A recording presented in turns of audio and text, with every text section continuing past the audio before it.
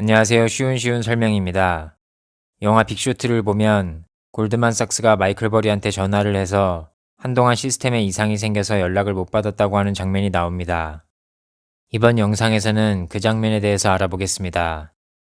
결론부터 말하면 투자은행들은 전화를 안 받는 동안 자신들이 갖고 있었던 MBS CDO를 팔았던 것으로 추정됩니다. 그럼 내용으로 들어가겠습니다. 먼저 회사 채권에 대한 CDS와 MBS에 대한 CDS에 돈이 들어오는 방식부터 비교해 보겠습니다. 우선 회사 채권에 대한 CDS의 경우부터 보겠습니다. 코카콜라가 100억 원짜리 회사 채권을 발행했고 A라는 사람이 골드만삭스로부터 그 채권에 대한 CDS를 샀다고 하면 A는 만약 코카콜라가 파산하면 골드만삭스로부터 한꺼번에 100억 원을 받게 됩니다.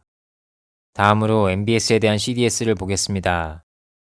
A라는 사람이 골드만삭스로부터 MBS에 대한 CDS를 샀다고 하면 A는 MBS로 매월 들어오는 돈의 비율에 반비례해서 골드만삭스로부터 매월 돈을 받게 됩니다. 참고로 MBS는 수백 수천 건의 주택담보대출로 이루어져 있어서 주택담보대출을 받은 사람들이 매월 대출금을 갚으면 그 돈이 MBS로 들어갑니다. 다시 얘기로 돌아와서 A가 MBS에 대한 CDS를 구매한 경우에 어떻게 돈을 받게 되는지 예를 들어서 설명해 보겠습니다. MBS에 매월 들어와야 하는 돈이 10억 원이라고 하겠습니다. 2006년 1월에 MBS에 10억 원이 전부 들어왔다고 하겠습니다.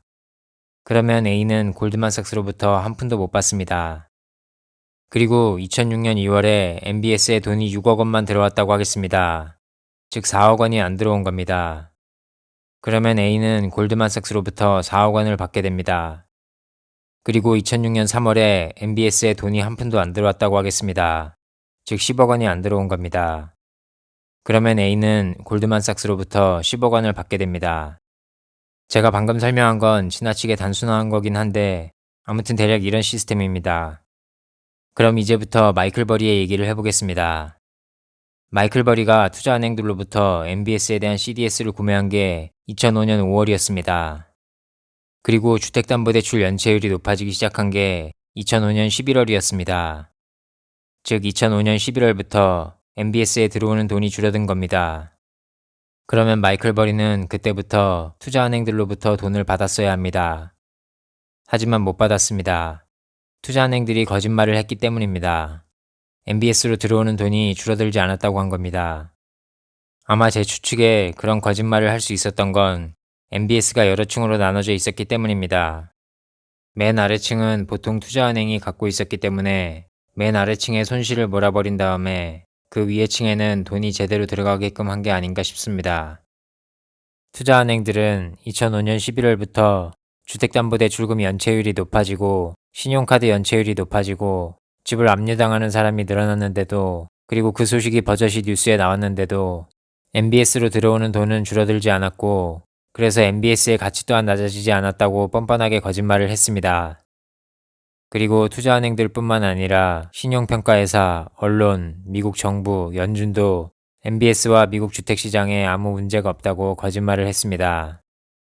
참고로 영화 중반부에 영화 속 모든 주인공들이 투자은행, 언론, 신용평가회사가 사기를 치고 있다. 이건 말도 안 된다. 시스템 자체가 틀렸다. 라면서 소리 지르고 화를 내는 장면이 나옵니다. 주인공들 전부가 금융권의 거짓말 때문에 받아야 할 돈을 못 받고 있었던 겁니다. 다시 원래 얘기로 돌아와서 그렇게 주인공들 모두가 거짓말 때문에 계속해서 손실을 보고 있던 중에 2007년 4월 미국 2위 서프라임 주택담보대출 회사였던 뉴센츄리 파이낸셜이 파산했습니다. 그리고 2007년 6월 14일 서프라임 CDO에 투자하고 있던 베어스톤스 소속 헤지펀드 2개의 자산 가치가 크게 떨어졌습니다. 이제는 거짓말을 하던 자들이 더는 거짓말을 할 수 없는 상황에 몰렸습니다. 그리고 그렇게 되자 투자은행들이 갑자기 연락두절이 됐습니다. 2007년 6월 15일 금요일부터 골드만삭스가 마이클 버리의 전화, 이메일을 안 받기 시작한 겁니다. 그리고 며칠 뒤인 6월 20일 수요일에 연락을 해서 그동안 시스템에 이상이 생겨서 연락을 못했다고 했습니다. 참고로 모건 스탠리 뱅크 오브 아메리카도 마이클 버리에게 그동안 정전 사태가 발생했다고 했습니다. 그리고 6월 20일 수요일 모건 스탠리가 그리고 6월 21일 목요일 골드만삭스가 마이클 버리에게 이제부터 MBS를 제대로 평가하자고 했습니다. 쉽게 말해서 이제부터 돈 계산을 제대로 해보자는 겁니다. 마이클 버리는 그 며칠 동안 투자은행들이 이런 짓을 했다고 추측했습니다. 먼저 자신들이 구매했던 MBS CDO의 가치가 낮아졌다고 발표해야 한다는 걸 알게 됐습니다. 그래서 자신들이 갖고 있던 MBS CDO를 다른 은행이나 투자자들에게 최대한 많이 팔아넘겼습니다. 그리고 MBS CDO에 대한 CDS를 최대한 많이 사들였습니다.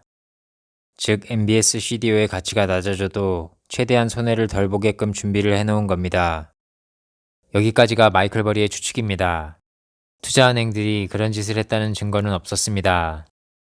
그 후 MBS CDO의 가치는 대폭 낮아졌고 2007년 7월에 그동안 MBS CDO에 투자했던 유럽은행들이 줄줄이 손실을 발표했습니다. 그리고 투자은행들은 너도 나도 마이클 버리한테 전화해서 CDS를 사고 싶다고 했습니다. 책에서는 마이클이 CDS를 팔았다는 얘기는 나오지 않습니다. 그리고 2007년 7월부터 마이클 버리의 사이온 캐피털은 엄청난 수익을 거두기 시작했습니다. 여기까지가 이번 영상의 주요 내용입니다. 이제부터 추가로 두 가지를 얘기하고 영상을 마치겠습니다. 첫째는 영화 마진콜입니다. 2007년 6월 15일부터 6월 20일까지 투자은행들이 벌인 일을 영화로 만든 게 마진콜인 것 같습니다. 둘째는 마이클 버리의 수익률입니다. 2007년에 마이클 버리는 개인적으로 약 1,000억 원을 벌었고 사이온 캐피털에 투자한 사람들은 약 7,500억 원을 벌었습니다. 그리고 사이온 캐피털의 수익률을 찾아봤습니다. 2005년에서 2007년까지의 수익률만 콕 집어서 알아보고 싶었는데 그건 찾을 수 없었습니다. 대신 2000년 11월에서 2008년 6월 30일까지의 수익률은 찾을 수 있었는데 726%였습니다.